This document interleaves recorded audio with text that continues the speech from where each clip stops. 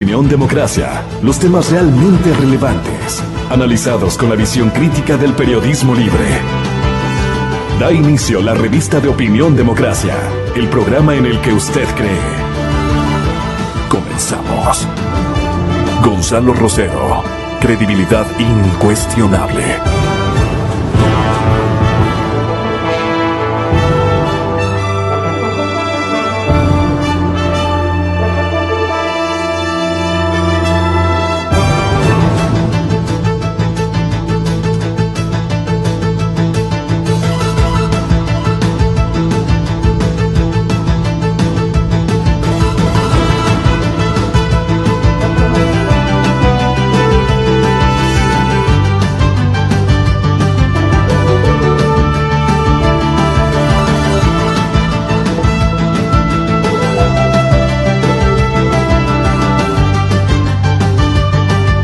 Señoras y señores, tengan todos ustedes muy buenos días, bienvenidos todos. En instantes más ya Gonzalo Rosero nos acompañará en la revista de Opinión Democracia. Pero iniciemos analizando los hechos que habrían ocurrido este fin de semana. La liberación de alguna manera o el traslado de Leopoldo López de la cárcel hacia su domicilio concitó el interés no solamente de Venezuela sino también de la región. Su esposa Lilian Tintori agradeció la mediación del expresidente José Luis Rodríguez Zapatero para que el político regrese a su hogar. Un reporte de NTN 24 nos traslada los hechos que habrían ocurrido en las últimas horas. Después de tantas visitas a Venezuela, hoy podemos decir que el presidente Zapatero logró empujar esta medida y como familia lo agradecemos. Sin embargo, insistió, no hubo negociación. Fue una medida porque a Leopoldo lo torturaban en la cárcel militar de Ramo Verde. No hubo negociación para que Leopoldo esté en su casa. Fue una decisión unilateral del gobierno de Nicolás Maduro. La esposa del líder político reveló además que fue la propia ex canciller Delcy Rodríguez y su hermano Jorge Rodríguez, ambos dirigentes del partido de gobierno, quienes escoltaron a Leopoldo López a su hogar a las 3 de la madrugada de este sábado. Le di las gracias a Delcy Rodríguez y a Jorge Rodríguez, estaban ahí presentes. Y les dije que no puede existir más tortura en Venezuela, que no deben existir presos políticos en Venezuela y que si tenemos que trabajar en conjunto para lograr entendernos, lograr concordia y lograr una solución inmediata a la crisis que vive Venezuela, pues cuentan conmigo. Tintori se refirió además al estado de salud del líder político, quien permaneció 3 años y casi 5 meses en una cárcel militar. En los últimos días en la cárcel bajó 6 kilos de peso, no tiene bien la vista, no está viendo bien. A Leopoldo lo encerraron en una celda asignada por 32 días, le negaron la comida, le hicieron comer comida de la cárcel, se intoxicó y estuvo 10 días vomitando y con diarrea. No le daban nada. Funcionarios del Servicio Bolivariano de Inteligencia custodian ahora la residencia de la familia López y su ubicación es controlada por un dispositivo electrónico. Es un grillete grande, como un pedazo de plástico de este tamaño que tiene en el tobillo. Sus hijos Manuel y Leopoldo Santiago, dijo, aún no salen del asombro. A Manuela le cambió la cara, a Leopoldo Santiago, bueno, no puede creer que su papá está en la casa. La madre de López también participó en la concentración que tuvo lugar en la Plaza José Martí, la misma donde su hijo se entregó a la justicia el 18 de febrero de 2014.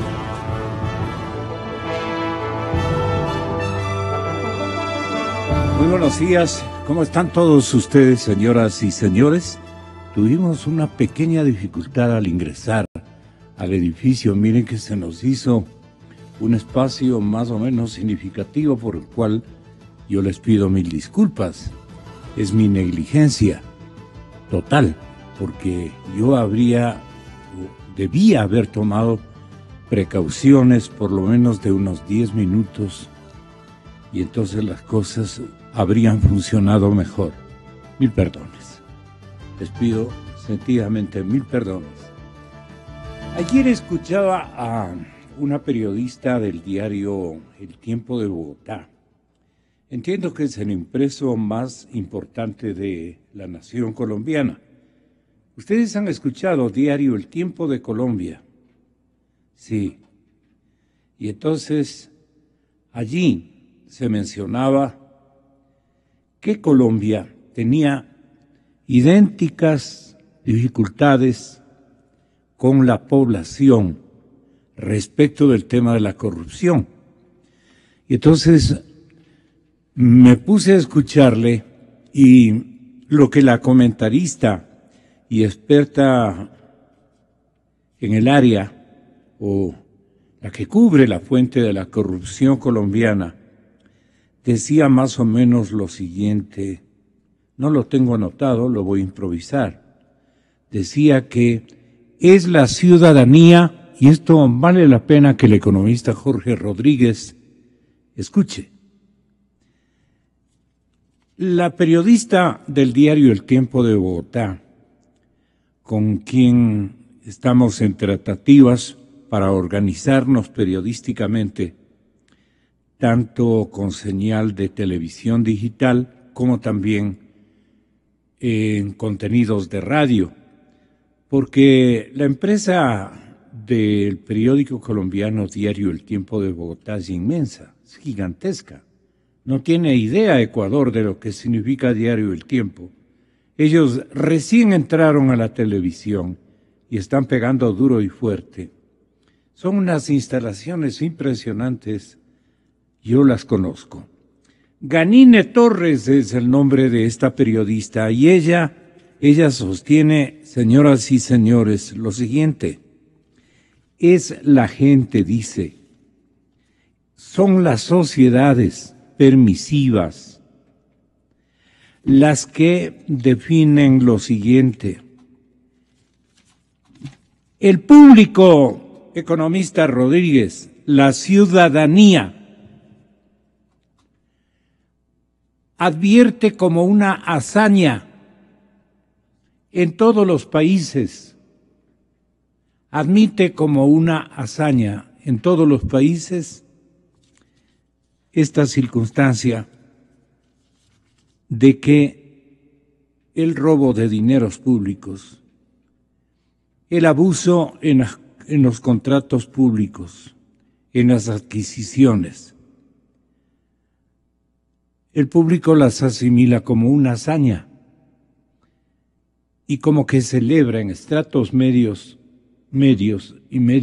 incluso medios altos, sonríe ante una circunstancia como esta. Qué viveza la del tipo, qué viveza la del conjunto de ciudadanos que se asocian para cometer un ilícito. Y es la ciudadanía, dice ella, la que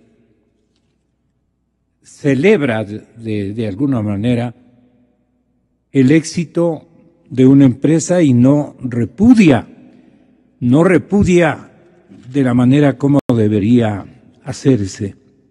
Me llamó mucho la atención, lo voy a leer más adelante, pero según me enteran, nuestro invitado que aceptó por buena franja que iba a asistir acá a la radio, el señor economista Jorge Rodríguez, en su condición de coordinador del grupo cívico ciudadano, dice que se va a Guayaquil, me dice, ¿no? Sí. Jorge, muy buenos días. Perdone usted, pero estábamos apuntando a su gentil gerenciamiento de tertulia importantísima para nosotros y para el país en horas de esta mañana, con el privilegio que siempre nos ha ofrecido de estar con nosotros en esta conversación. Pero ha habido un imprevisto o algo por el estilo. ¿Podríamos explicarle a la ciudadanía si es tan amable? Usted se merece eso y mucho más, mi querido Gonzalo. Lastimosamente, el día sábado me indicaron que tengo que viajar urgente a Guayaquil.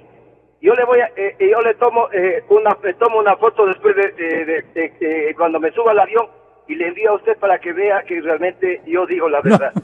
Qué pena que me da, mi querido Gonzalito. Pero y aquí está arribando precisamente su contertulia, que es muy significativa en todo el área jurisdiccional, su experiencia y la receptividad que ha demostrado, el conocimiento pleno que tiene del tema de corrupción, la doctora y ex fiscal general de la República del Ecuador, doctora Mariana Yepes.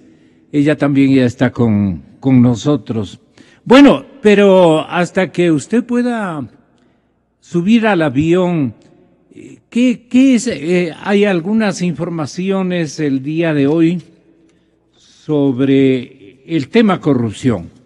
El tema corrupción y esto que yo decía, la periodista a cargo de esta fuente en La Nación Colombiana, en el diario El Tiempo, dice que lo peor que le puede ocurrir a una sociedad es que la mayor parte de la gente asuma cada episodio de corrupción como una hazaña, sonría, admita, acepte y nunca participe de un repudio generalizado a esta práctica. ¿A usted qué le parece esta reflexión de la periodista cuyo nombre día a conocer? Yanine se llama. Tenga la gentileza. Sí, Gonzalo, yo creo que tiene absoluta razón. Eso es lo que normalmente se llama el Estado criminal.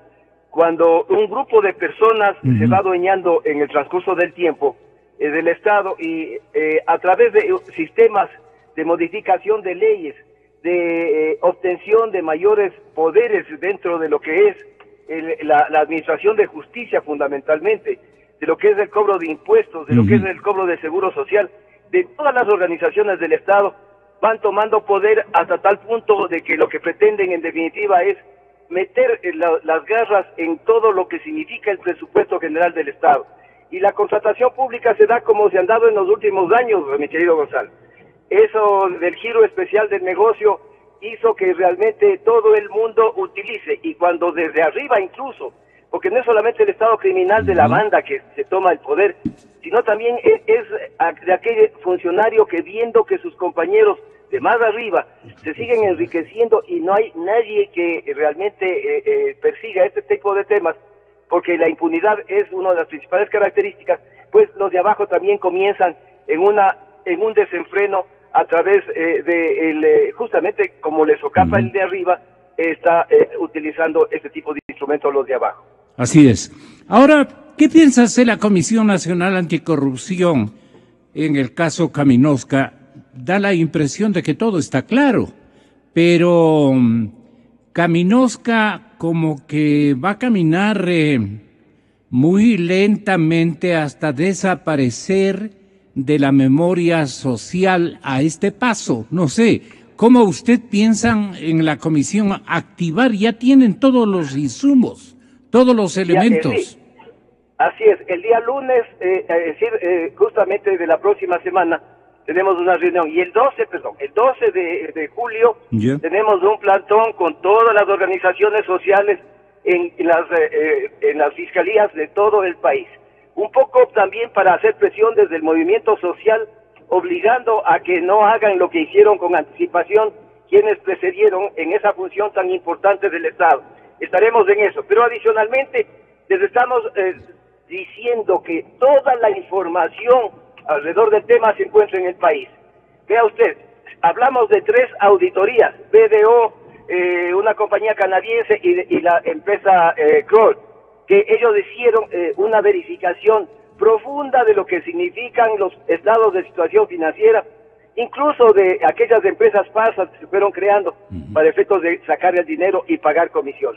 Entonces, hoy no pueden hacerlo, pero adicionalmente por un tema, mi querido Gonzalo, es que acuérdese usted que en la audiencia nocturna que se hizo hace aproximadamente un mes y que sirvió para efectos de que se aprecien a varios particulares por el tema Odebrecht, ahí ya se utiliza como fuente de información los temas de Kaminowska, de la hidroeléctrica Manduriaco, que fue denuncia de la Comisión Anticorrupción, y adicionalmente también se habla ya también de la refinería del Pacífico. O sea, utilizaron los datos nuestros anteriores, que como que presentamos a la Fiscalía, y que fueron archivados hoy día justamente para operar aquellas capturas de personas que se dicen había recibido dinero del Expreso de Reche. Ahora, ¿qué le corresponde al fiscal?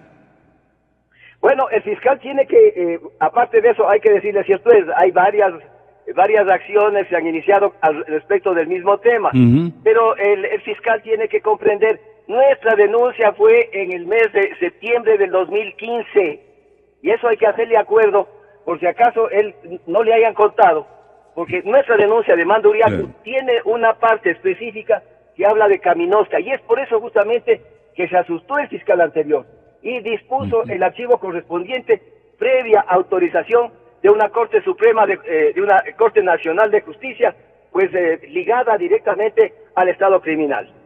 La Caminosca y las primas de papel trabajaron con los dos fiscales.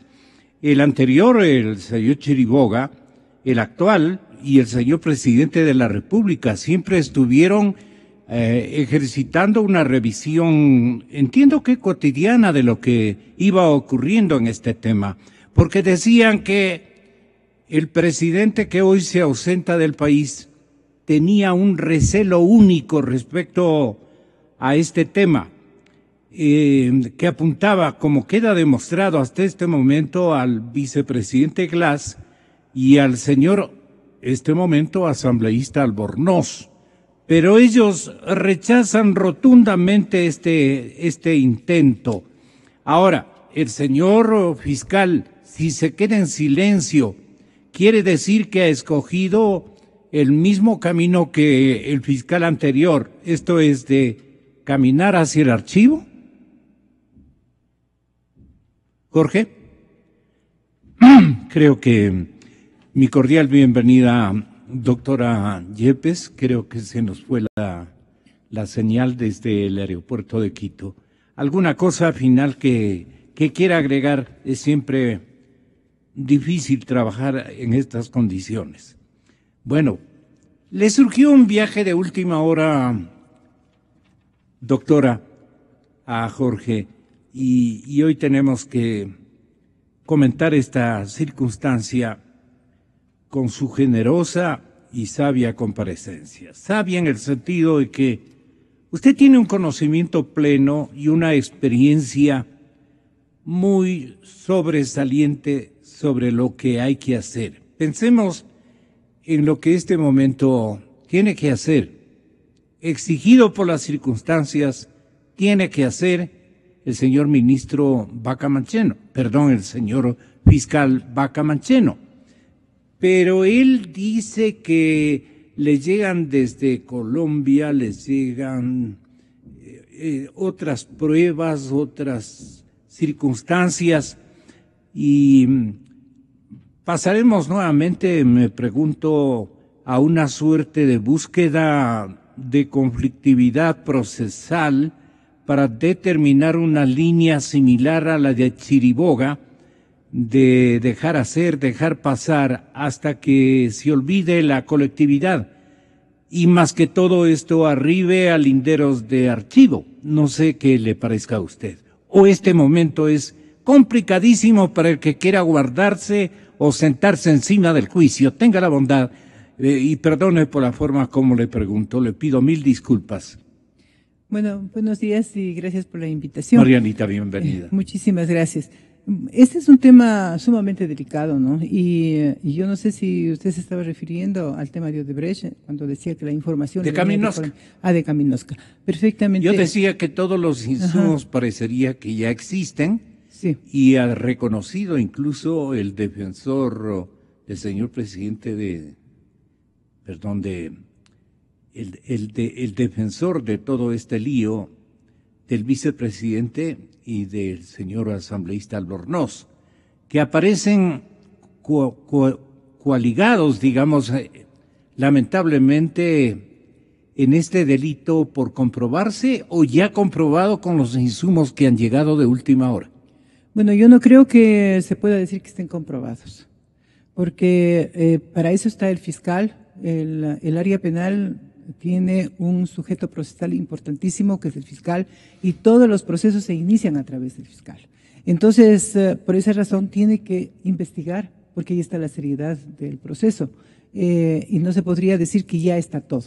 Yo de lo que he revisado de la denuncia presentada por los miembros de la Comisión Anticorrupción de la sociedad ecuatoriana es que existen varios elementos muy valiosos que le van a servir al fiscal, precisamente al fiscal general, para que proceda a una investigación y prácticamente le está señalando por dónde caminar, ¿no? Hay, por ejemplo, el tema del laudo arbitral. El laudo arbitral es muy importante que se tome en cuenta y que se estudie con detenimiento.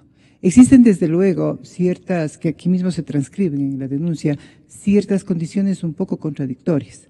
Eso amerita investigarse, precisamente para que no genere ninguna duda y para que vaya con seriedad al proceso, para que con eso se haga un procesamiento, digamos, de las personas involucradas en los hechos, ¿no? Entonces, por un lado, el laudo arbitral de lo que aquí se relata dice que hubo coimas y después, en otro momento, dice que no se pueden establecer ciertas responsabilidades, no dice así, dice que no se presentaron, dice, pruebas directas, estableciéndose que ninguno de los funcionarios de gobierno realmente recibió o estuvo de acuerdo en aceptar los pagos ilícitos en cuestión. Por lo tanto, el tribunal no ha realizado ningún hallazgo respecto de la culpabilidad de ningún funcionario público. Naturalmente que el tribunal, por sus características de ser un tribunal de arbitraje y cuya materia fue totalmente diversa para el establecimiento de culpabilidades, no lo podía hacer. Pero deja mucho que pensar la forma como está redactada esta parte, estas 4 líneas mencionadas en la denuncia y que constan en la página 53 del laudo. Todo esto da lugar a mi entender, que no se puede decir que hay una prueba absoluta del caso, si solamente nos vamos a basar en los laudos arbitrales, en el laudo arbitral, sino que esto amerita una investigación seria por parte de la Fiscalía. Pero además, la propia comisión está señalando las diligencias que deben cumplirse, le está dando el camino al fiscal.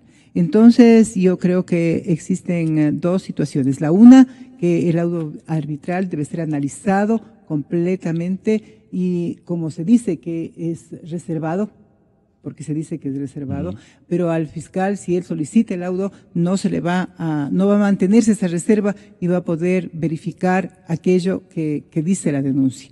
Y aparte, cumplirse con todas las solicitudes presentadas por la comisión, a fin de que tenga sustento la misma.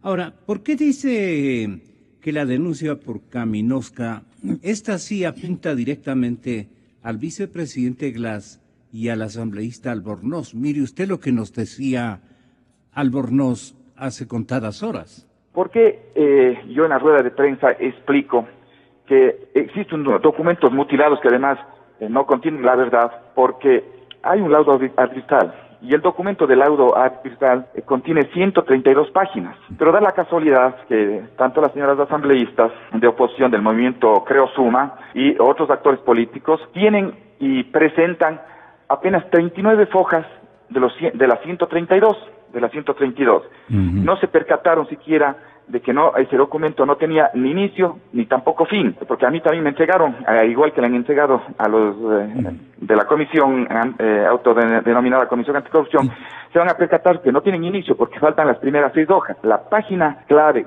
que deliberadamente se ha mutilado, y eso hay que averiguar quién deliberadamente mutiló esta página, es la página 53, donde dice con muchísima claridad, ¿qué dice la página 53 en el párrafo último, en el párrafo correspondiente de la traducción al inglés? Dice: el tribunal observa que no se presentaron pruebas, estableciéndose que ninguno de los funcionarios de gobierno realmente recibió o estuvo de acuerdo en aceptar los pagos ilícitos en cuestión. Por lo tanto, el tribunal no ha realizado ningún hallazgo respecto de la culpabilidad de ningún funcionario público. Eso dice el tribunal en la página 53. Insisto, que el tribunal no ha realizado ningún hallazgo de ningún funcionario público. En una de las páginas de este famoso laudo habla de pagos indebidos.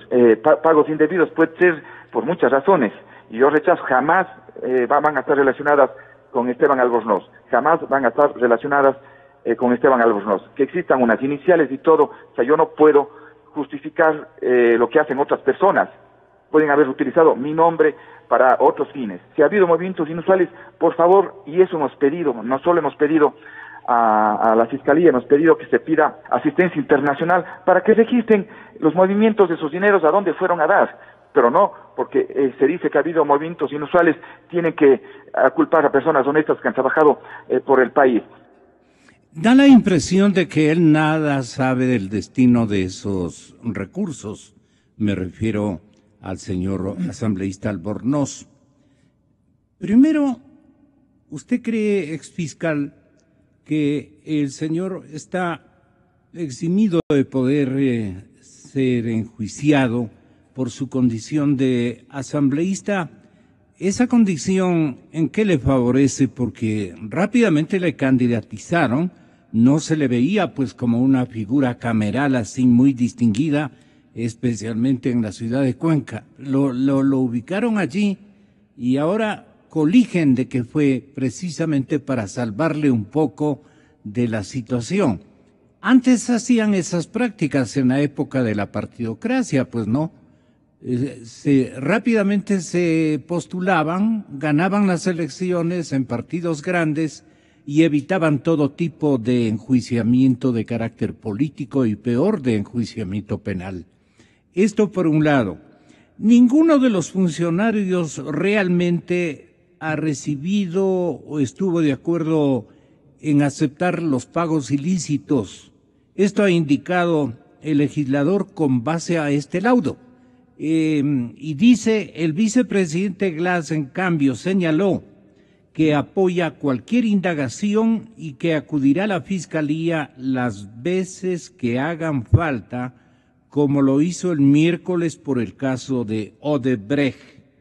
En mayo, Glass ya pidió a la Fiscalía que llamara a rendir cuentas, a rendir su versión, más bien dicho, a los representantes de Caminosca y que se solicitasen asistencias penales para rastrear transferencias de dinero, que es lo que nos estamos ocupando este momento. Allí el juez natural, el señor fiscal general de la República, no es el juez, no. Es el investigador. Uh-huh. Pero el juez correspondiente, ¿qué debe reclutar o recaudar, digamos, como teniendo alguna pista? ¿Por qué entonces los otros dicen, ya tienen todos los insumos, dicen desde la Comisión Anticorrupción? Ahora es asunto de tomar decisiones. ¿Qué tipo de decisiones podían predominar en esta parte de la investigación? Doctora Yepes. Bueno, la propia comisión está indicando en su denuncia, porque esta es una denuncia, es el acto por el cual, un acto escrito, mediante el cual se da a conocer al fiscal que existen hechos que son posiblemente constitutivos de un delito. Entonces, ellos mismos dicen que esta es una denuncia y solicitan que se abra una investigación. El fiscal tiene que abrir una investigación analizando si tiene elementos constitutivos de un delito. ¿Cuáles podrían ser esos elementos? Bueno, esos elementos constitutivos, primeramente hay elementos objetivos, ¿no? Yeah. ¿Y con qué se podría, ¿Existen elementos objetivos? Todavía no se podría decir, no se podría decir. ¿Qué requiere? ¿Qué falta para que se conviertan? Que existan indicios, que existan presunciones del cometimiento del ilícito, de la existencia de un hecho y de personas vinculadas con ese hecho. Porque la denuncia es una denuncia, es un aviso, una comunicación que da al fiscal para que se movilice el aparato jurisdiccional, ¿no es cierto? ¿Y cómo inicia este aparato jurisdiccional en materia penal? Sino con la dirección del fiscal para que él disponga o no disponga una investigación y para que realice. Aquí en la denuncia le están dando los caminos. ¿A dónde debe recurrir? Recibir las versiones, solicitar. Yo creo que lo fundamental es solicitar el laudo arbitral. Si el laudo arbitral está revestido de esa reserva, que escucho por la emisora que dice el asambleísta Albornoz, que dice el vicepresidente, que es mutilado, todo. Entonces, ¿por qué no obtener la totalidad del laudo? Y ahí existiría una claridad absoluta para ver qué es lo que seguramente dice el laudo, ¿no? El temor es de que todos los caminos indican a Roma. ¿Cómo es ese viejo? Llevan. Sí, todos los caminos llevan, conducen a Roma, apuntan a Glass y Albornoz. ¿Usted cree en ese titular del periódico? Es una señal de previsión. No he visto la noticia del periódico, no he tenido oportunidad. El diario de ver El Comercio todavía. le entregaba una media página ya. a este tema. Ajá, pero no he tenido la El oportunidad día de ver. viernes. Y decía, Pero, denuncia por Caminosca, apunta a Glacia Albornoz. ¿Usted no está de acuerdo? No, yo no estaría, no es que no esté de acuerdo, sino que tampoco se puede decir así con absoluta claridad, porque veo que de acuerdo a esta denuncia también apuntan a los otros, a los que eran integrantes de Caminosca, ¿no? A quienes configuraron la empresa, a esta familia, me parece que son Jacome. Sí. Entonces también apunta por ahí, ¿no es cierto? Sí. Y después cuando esta empresa pasa a formar parte de un holding, ahí es donde se hace una auditoría. Y en esa auditoría se está descubriendo todo esto. Y llegan en la comisión han estudiado. Deben haber estudiado todo, porque yo de los elementos que estoy diciendo este instante, de los datos que tengo, son tomados de la denuncia de la comisión. ¿Qué construyeron con esos elementos? Yo creo en términos de hipótesis, le pregunto a Jorge Rodríguez, que todavía está en línea telefónica. Perfecto. Sí, Gonzalo, previamente quiero aclarar dos puntos de lo que habla Albornoz. La primera cosa, la Comisión Anticorrupción no presentó el laudo arbitral, por lo tanto no presentamos ningún documento mutilado, como él afirma maliciosamente en su defensa. Luego de ello, esta asistencia penal internacional que ellos solicitan es para decir que ellos no han movido dinero en el extranjero. Por favor, pues, ¿qué cree que todos los ecuatorianos son unos estúpidos que pueden creer que el dinero que se llevan van a poner a nombre de ellos? Eso es imposible, todo es numerado, todo está bajo sistemas electrónicos que no permiten realmente de definir hacia dónde fue el dinero. Sin embargo, en el caso Caminosca determinamos, digamos, dos caminos. El primero hacia Chile y el segundo hacia bancos en las Bahamas y en otros países. Entonces es más fácil hacer la determinación. Luego de ello, mi querido Gonzalo, en nuestra denuncia estamos indicando no solamente del laudo arbitral, también tiene relación lo que son las 3 auditorías. Esas auditorías son más importantes porque hay papeles de trabajo en donde aparece, en definitiva, el dinero que se pagó a los funcionarios públicos, cuyas siglas son similares a las que aparecen en la contabilidad de Odebrecht. Como trabajaban las dos empresas juntas, es evidente de que aprendieron las malas costumbres. Nuestro productor encontró el día de ayer, de parte de José Ugas. José Ugas es el presidente, Marianita, mi querido Jorge, distinguido público. José Ugas es primero peruano, ciudadano peruano, y es el presidente de Transparencia Internacional. Fue entrevistado por el periodista Andrés Oppenheimer, y él analizó los avances que países como Perú, Colombia o Centroamérica han realizado sobre el caso Odebrecht. Lo que le llama la atención a don José Ugas es que países como Venezuela y Ecuador, o en países como Venezuela y Ecuador, no existen informaciones categóricas, podríamos decir. Escuchando a José Ugas, se llega a la conclusión, o el periodista Oppenheimer le preguntó si el nuevo gobierno ecuatoriano está ayudando, ojo, si el nuevo gobierno ecuatoriano, se refieren al nuevo presidente de la República, la administración Moreno, y esto tiene que tomar muy en cuenta el señor presidente, dicho por un presidente de Transparencia Internacional o regional, es cosa muy delicada y muy importante. Vale la pena que el señor presidente Moreno le responda a este periodista Oppenheimer, quien se averigua y pregunta al continente y al mundo si el nuevo gobierno ecuatoriano está ayudando o está entorpeciendo las investigaciones sobre el caso Odebrecht. No sé por qué pregunta esto, pero vamos. En un caso, José Ugas, en el reporte número 2, si es tan amable.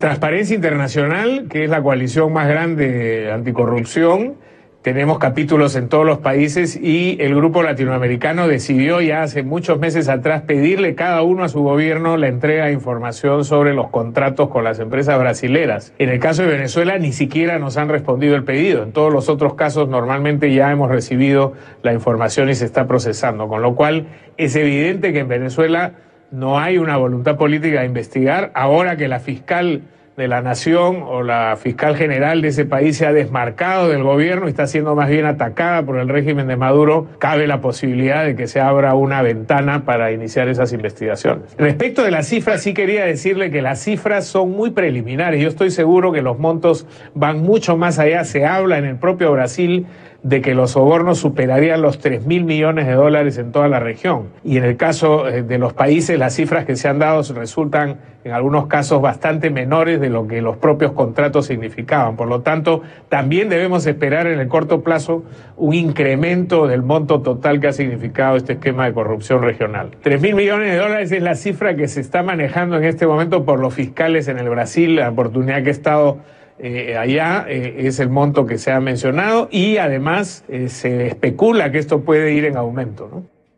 El periodista Oppenheimer, que es el que estaba escuchándole al señor Ugas, se preguntaba o le preguntó, les llega a preguntarnos si el gobierno ecuatoriano está o no ayudando, o están también en Ecuador, como ocurre en Venezuela y otros países, entorpeciendo las investigaciones. Esta fue su respuesta. Sobre Ecuador le decía que es el otro país que no se tiene mayor información. Se sabe que habría eventualmente un ministro del gobierno de Correa involucrado, pero nosotros no tenemos un capítulo en ese país y cuando hemos intentado tener información la respuesta no ha sido positiva. Por lo tanto, al igual que en el caso de Venezuela, se desconocen detalles de esos posibles sobornos, ¿no? ¿Ustedes tienen algún tipo de sospechas? Bueno, evidentemente en los países con regímenes cerrados, las posibilidades de soborno, y esto no solamente por América Latina, sino en general, esa es una propuesta casi dogmática, en regímenes cerrados con concentración de poder, las prácticas corruptas se generan con mayor facilidad, o sea que es muy probable, si ya lo dijeron las propias empresas que han pagado y las autoridades norteamericanas lo reconocen, por lo menos esa cifra de 40 millones debe ser cierta. Yo quiero agradecer profundamente la gentil comparecencia de nuestro asambleísta, porque es de todos, es una decisión mayoritaria, y él es el presidente de la Comisión de Justicia. Régimen económico. Perdón, usted maneja el régimen económico y está este momento asambleísta empujando estas modificaciones a la ley tributaria para cogerle el cuarto de hora de sus ocupaciones. ¿Sabe que como todo esto tiene una relación con su partido, es importante que nos diga, toda vez que el presidente que viaja hoy a Europa, señor presidente Correa, o expresidente Correa, como quieran verlo, tiene una fe sustancial de lo que yo conozco, tiene una fe en su pensamiento político, tiene una confianza absoluta y casi que usted quedaría como una especie de conductor ideológico, me han dicho a mí, desde las interioridades de Alianza País. Esto me parece que es muy importante y por eso quisiera solicitarle también, Pavel, su gentil concurso para efectos de poder descifrar este cuarto de hora de fiscalización que va a predominar en los próximos días, en la próxima temporalidad.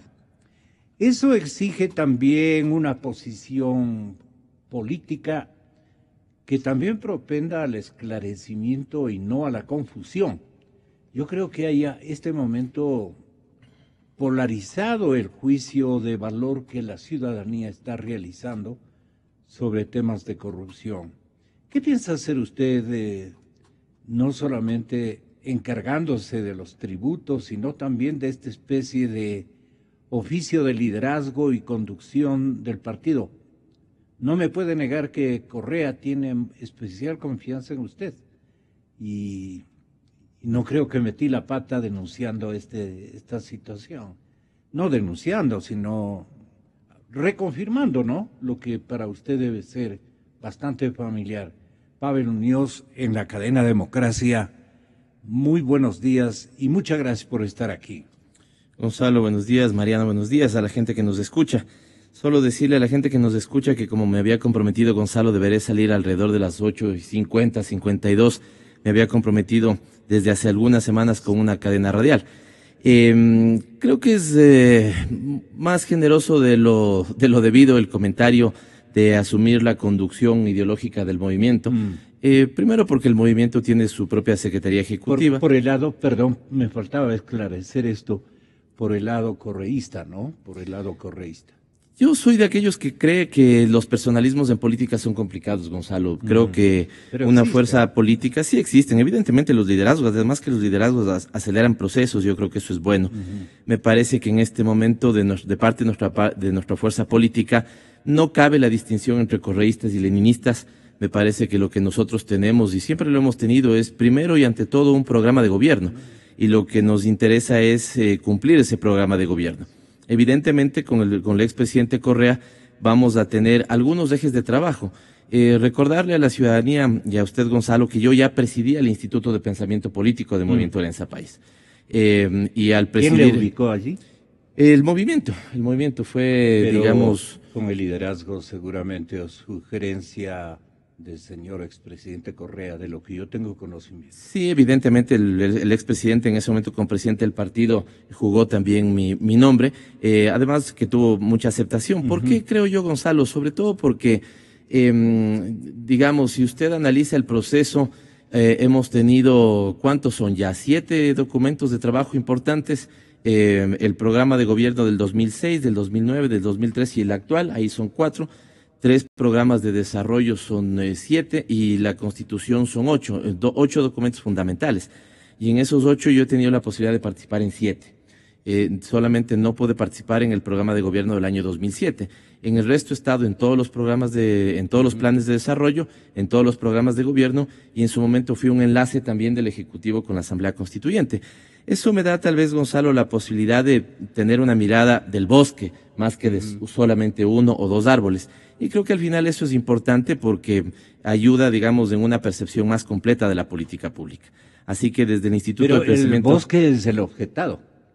¿Creen que ustedes son una generación de políticos que vinieron un poco a servirse, no todos, pero un buen grupo de sus compañeros vinieron a servirse de su oportunidad de cuajar en poder político y que ahí cometieron determinadas líneas de abuso y de corrupción?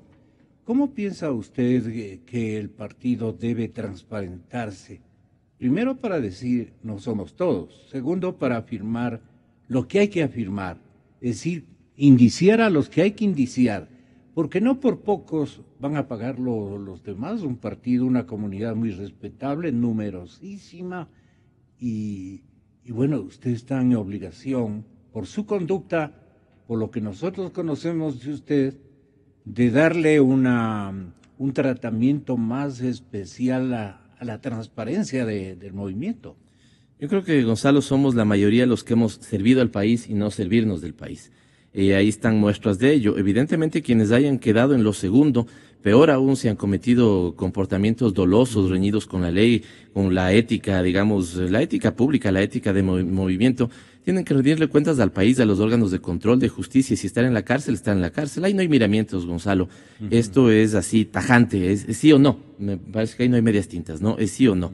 y sobre los que tenga que desarrollarse todos los procesos investigativos para que den cuenta de eso, así deberá hacerlo.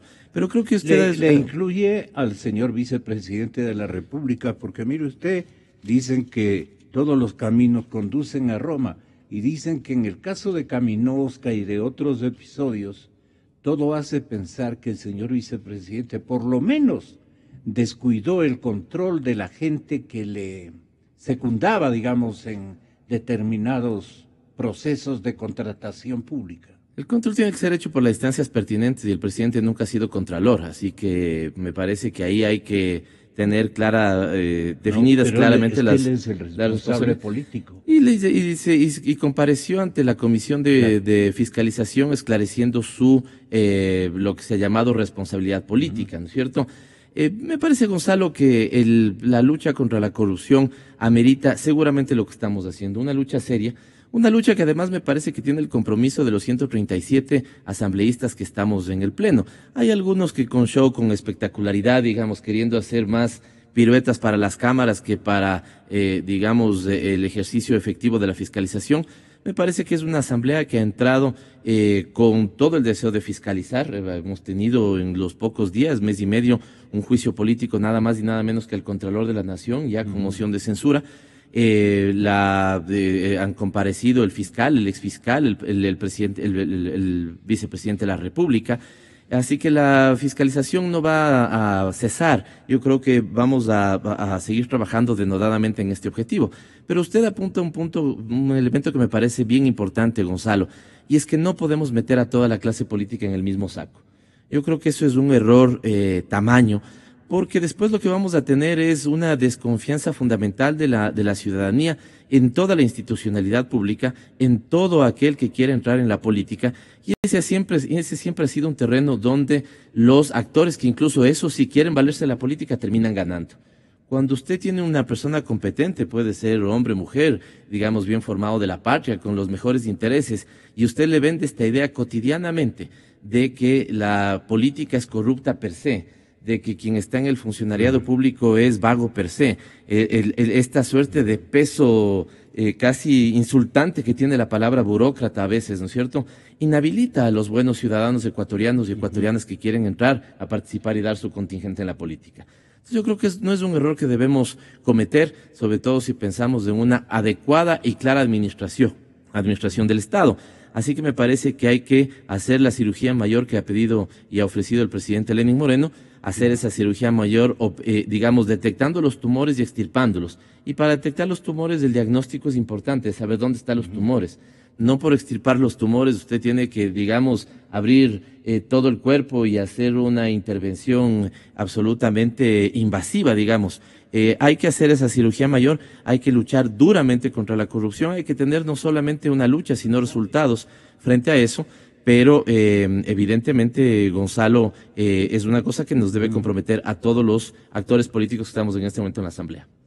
Ex fiscal, le ruego encarecidamente nos haga notar o le haga notar al estamento político, especialmente que representa Alianza País en la Cámara, en la Asamblea, y que tiene objetivos en este momento no tan estratégicos, sino de una misión, pero una misión ejemplar en muchos años como para esclarecer esta circunstancia, porque son la entidad fiscalizadora constitucionalmente hablando, y si se tapan entre ellos, ¿quién sale perdiendo? Yo creo que la democracia, yo creo que el sistema democrático, el régimen de partidos y más que todo las virtualidades que debe reunir y por las que esboza un reclamo Pavel Muñoz con todo derecho. ¿Por qué me tienen a mí que incluir? Yo no he hecho nada. ¿Por qué generalizan? ¿Quiénes generalizan? Generaliza la gente. No es que los medios de comunicación estamos generalizando. Generaliza el público. Y hay otros, obviamente, adversarios que también se aprovechan de esto para hacer, una marca política que hasta este momento ellos no la tenían. Sí puede haber esa circunstancia. Pero este rato lo que nos interesa es que haya una transparentación en el partido de gobierno. ¿Qué instrucciones en ese sentido usted ha recibido en plática? No porque usted sea una autoridad dentro del partido, pero sí es un hombre de absoluta confianza del expresidente Correa. Entonces, mire usted, por ejemplo, una ex fiscal, lo que nota este momento de Alianza País a través de la presencia y lo que quiera decirnos Mariana Yepes. Muchas gracias. Qué gusto, Pavel, compartir con usted. Gracias. Yo creo que realmente es indebido que se generalice. Que se generalice que un partido está mal, que un partido va a hacer daño al país, es malo. Pero también es malo que se generalice cuando se dice que todo lo pasado fue pésimo, ¿no? Entonces hay un calificativo de que todas las autoridades anteriores estuvieron mal, que todas las instituciones anteriores estuvieron mal y que también se haya satanizado a lo que han llamado partidocracia. Las actitudes son exactamente iguales. Nosotros comparamos, yo estoy lejos de la política. Las malas actitudes. No me gusta esa actividad, solamente miro de lejos, pero se dice que todo está satanizado, ¿no? Y entonces los comportamientos de la partidocracia son exactamente iguales a los que ahora sucede, sino que hay una consolidación en un solo movimiento o partido político, en la mayoría. Bueno, y así tiene que ser porque sucede que ganaron las elecciones. Yo estoy convencido de que así tiene que ser. Ya. Respecto de la fiscalización. Y de la responsabilidad del partido Alianza País. Sí, porque tiene la mayoría, porque está gobernando, entonces tiene una mayor responsabilidad para establecer no solamente la veracidad sobre los hechos que se están denunciando, sino también para orientar a la ciudadanía en el tema de que es conveniente aplicar sanciones sin establecer diferencias, de que sea una autoridad, un miembro notorio del movimiento o de otro movimiento. Entonces la justicia, la fiscalización, no es para favorecer a unos ni perjudicar a los enemigos, ¿no es cierto? Yo solamente quería referirme a lo que escuchamos en la entrevista de Oppenheimer, que yo sí la miré, ¿no? Usted le entrevistaron al peruano que es el director internacional de Transparencia Internacional. Sí, es un organismo muy importante. Yo estuve muy cerca de ese organismo y también le conozco personalmente porque él fue uno de los fiscales independientes para investigar los temas relacionados con Fujimori. Bien, y eso era en la época en que yo ejercía la fiscalía. ¿Qué les llamó más la atención? Entonces, a mí lo que me llamó la atención precisamente es que en todos los países, no solamente en el Ecuador, aunque él hace una mención de que todos los países han hecho algo menos el Ecuador y Venezuela, ¿no? Yo originalmente pensaba lo mismo, pero cuando vino el nuevo fiscal, el doctor Vaca, y todos pudimos observar de que él abrió caminos, ¿no? Abrió caminos de una investigación y se han iniciado procesos ya en este tema de Odebrecht. Entonces yo no creo que estamos igual que Venezuela. Venezuela sí es sabido que tiene cerrado, hay una opacidad completa en el área judicial, pero eso no nos compete analizar. Lo deprimente digo que no es solamente de los dos países como él menciona, sino generalizado. Dice que en todos los países que menciona que deben tratar el caso Odebrecht, que conocen que ha habido las coimas en ciertos países, en ninguno han adelantado con firmeza ni con transparencia. Y menciona a México. Es más, salió una persona a hablar por el Estado mexicano y ahí resulta que efectivamente no se está haciendo lo adecuado.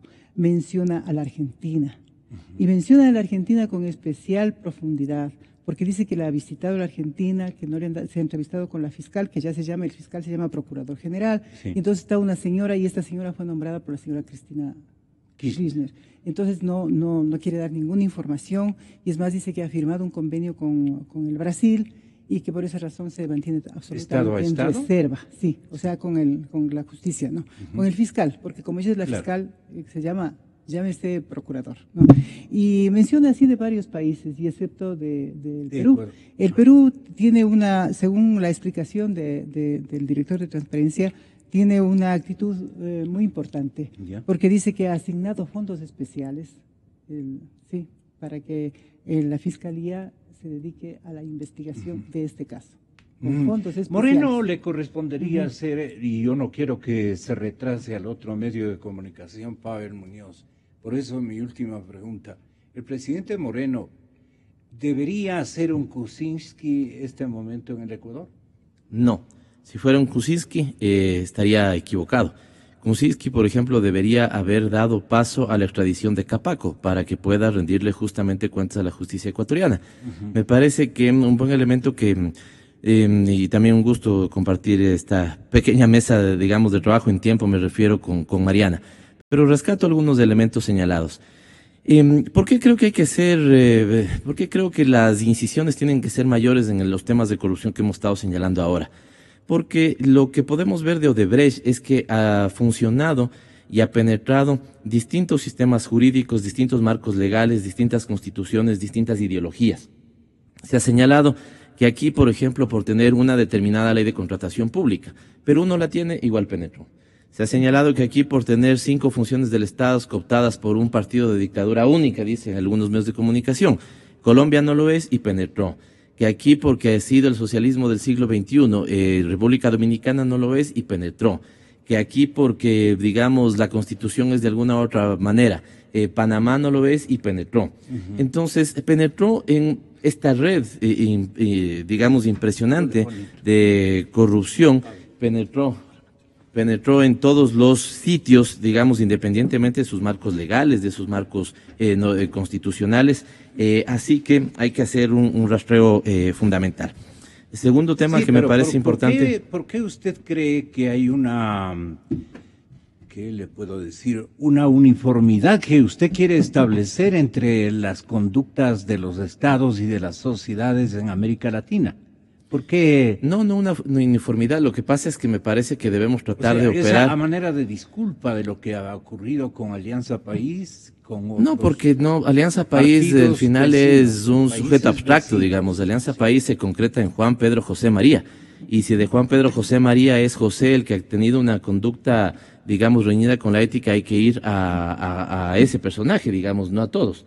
En ese sentido es como que usted, digamos, por ejemplo, con el tema de la Contraloría. Cuando se hace el juicio con la Contraloría, lo que estamos es haciendo un juicio político al principal de la Contraloría. Poner a todos los funcionarios de la Contraloría, por ejemplo, en tela de duda de su trabajo. Ahí coincido también con Mariana en este elemento. Y le digo, los colombianos tienen un término que últimamente me está gustando utilizarlo, es, se me va, qué pereza, ¿no? Ya es como, qué pereza en lo mismo y en las mismas referencias. Yo ahí coincido efectivamente de que esta lógica de que nosotros incluidos, los actores pasados, estemos solamente, los actores políticos, perdón, estemos solamente en las referencias al pasado, para bien y para mal, nos ponen un punto muerto. Yo creo que hay que poner la política más adelante, Gonzalo. Por eso me parece que está bien fiscalizar. ¿Por encanto? No, en lo absoluto, pero que no dejemos de hacer lo otro que hay que hacer también, Gonzalo. Por ejemplo, pero si es asunto de ustedes. Por eso, pero hay que hacerlo. Pero hay que hacerlo, pues. Por ejemplo, yo presenté. Para todo, vea usted. Más o menos. Sí, pero desordenadamente, Gonzalo, con cariño. Porque digamos, yo venía además para hablar de otros temas, pero si usted quiere que hablemos de esto, no hay ningún problema. A mí me había dicho que comparta la mesa con Santiago Basabe sobre una evaluación fiscal. A un talentoso político como usted no le cae mal, pues, conectar con Mariana en lo absoluto, y por eso he contestado estos. Y este momento, una réplica de Juan Cubi, si le queda bien respecto a lo que usted afirma y si me permite, Juan, lo iré escuchando en el carro, porque le decía, tal vez Juan no escuchó y tengo compromiso a las 8 de la mañana con otro medio de comunicación que ya lo había hecho anticipadamente. Sí, déjeme cerrar con algunas ideas. Por favor. Hay que fiscalizar y hay que ir fuerte contra la lucha contra la corrupción sin cuartel, clarísimamente. Creo que no solamente debemos hacer eso, yo por eso he presentado la semana anterior una resolución, un proyecto de resolución que fue votado, fíjense, solo con una abstención y con todos los votos, incluso de Creo, de Suma y de el Partido Social Cristiano. Se opuso una parte de Pachacuti. ¿A qué sentido? Una resolución que diga, sí fiscalicemos evidentemente, pero no dejemos de legislar. legislemos con la gente. Nosotros ofrecimos dos cosas en la campaña, me refiero a todos, Gonzalo, a todas las fuerzas políticas. Fiscalizar, pero también hacer las leyes que quiere la gente, las leyes que atiendan el trabajo, que atiendan, digamos, los derechos, la salud, la educación, las reformas que podrían hacerse. Entonces eso hay que hacer. Y finalmente, me parece que en esta lucha que debería tener o no debería tener cuartel, hagamos, ¿no es cierto?, que sea efectiva, y para eso vamos detrás de los casos concretos, con las pruebas concretas, ¿no es cierto?, permitiendo que trabajen los entes de control. Por eso cuando usted me decía, y bien que señalaba Mariana, señalan a todos los casos, pero curiosamente este analista peruano no señala el caso de Perú. Si Perú estaría comprometido seriamente en la lucha contra la corrupción, ¿por qué no procedió con la extradición, por ejemplo, de Capaco para que pueda rendirle cuentas a la justicia ecuatoriana? Es ahí donde también evidentemente vemos no solamente con palabras, sino con acciones.